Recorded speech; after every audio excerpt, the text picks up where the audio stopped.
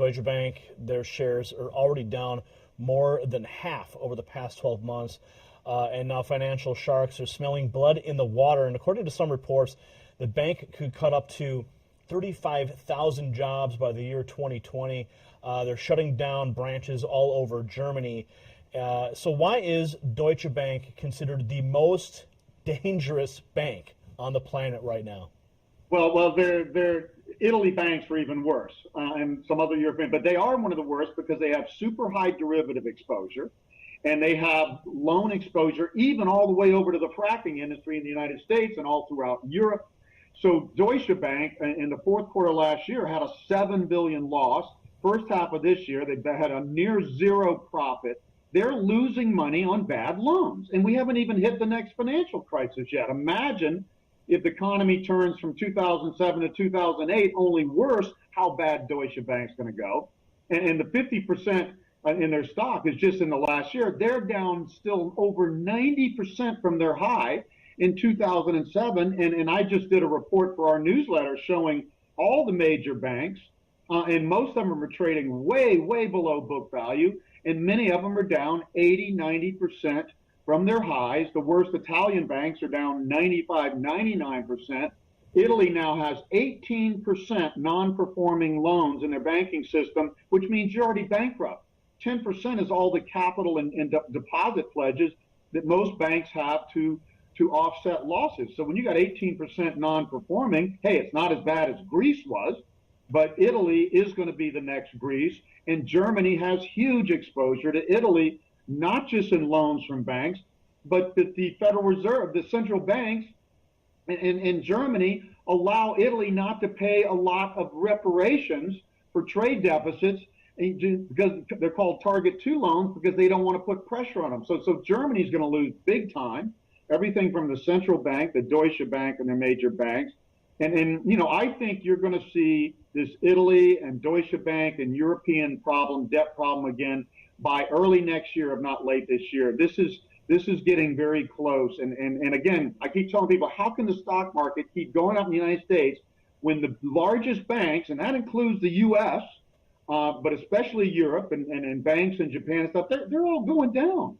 There's something wrong here. People are ignoring a clear warning signal. Earnings are going down for stocks. Usually stocks go down when earnings go down. Well, not in the market on crack, I call it.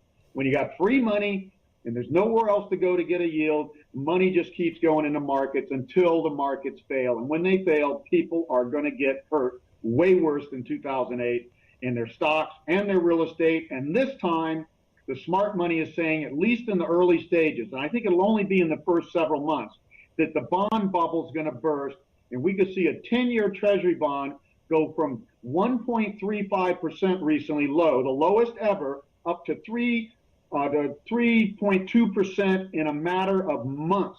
And that's going to kill stocks, but it's going to kill bondholders too. So where do you run? You just, like Jeff Kuhnlock said, you sell everything, you play it safe, and you let the bubbles unwind. This is a once-in-a-lifetime event, Gary. And the last time it happened was 1929 to 32 in stocks, and 1930 to 33 in real estate and everything else. This is once in a lifetime. People are not going to see it coming. They're not going to see the severity of it. And this is a time, I hate to say, because I've done a lot of speaking to stockbrokers in my past, not a time to listen to your stockbroker that says, oh, stocks always come back and we have you diversified. Diversification does you no good when everything goes down like in 2008. And when stocks make a major long-term peak with a generational peak like this or a debt bubble like this, they don't come back to those levels for 2.5 decades typically. So they're not going to come back. And they're going to go lower than you can imagine. So I'm just ringing the bells and warning people, look, this is a time to be safe. It'll only take about 3 years and maybe 5 at most for all of this bubbles to unwind and stuff.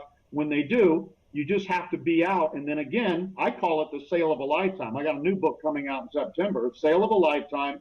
You're going to see all types of financial assets and businesses on sale at the lowest prices you'll ever see the rest of your lifetime. You could have bought roach droppings in 1932 or 33, any real estate, any stock that wasn't bankrupt or company, and made money for decades and decades and decades. That's the type of opportunity, but you're not going to have that opportunity if you're sitting in all these bubbles and they burst, and now your portfolio is worth 10 or 20% of what it used to be. Final thoughts here for the American people, the viewers who are watching this. What do you want them to take away when they look across the planet, they look across the economy, look across the jobs? What advice do you have for them to pull through this? I mean, this is not necessarily a rosy picture we're painting here.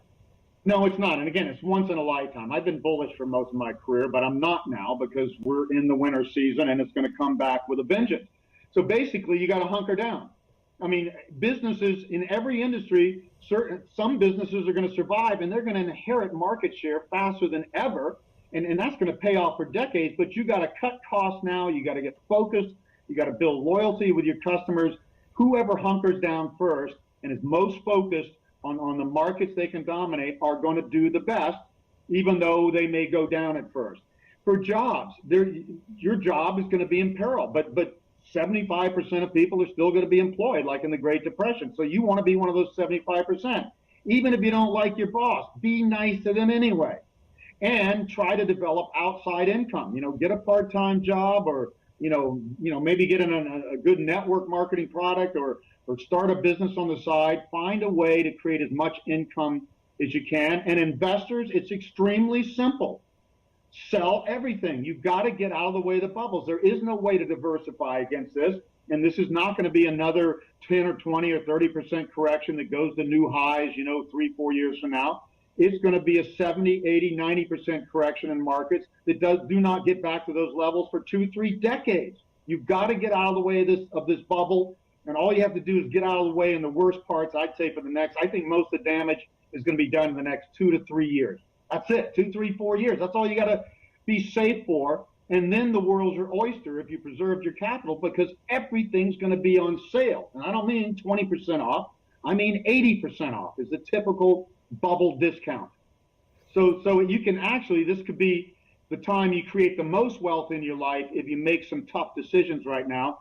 But if you sit and wait and see if I'm right, you're going to get hit hard. The first whack in most bubbles, just like we saw in China last year, and in 1929 for the U.S. stock market, in 2000 for the tech stocks, the first whack's usually 30, 40, 50% in stocks. It happens in a matter of months. So if you wait to see, is this bubble going to really burst, you're going to get whacked hard. So I say get out now. Just be safe. Don't look a gift horse in the mouth. Everything's bubbled up. Artificial wealth. Take yours off the table. Protect it. All right. Well, there you have it. The words of Harry Dent. You can also read his words, take them to heart, in his book, The Demographic Cliff. It is available at his website, harrydent.com.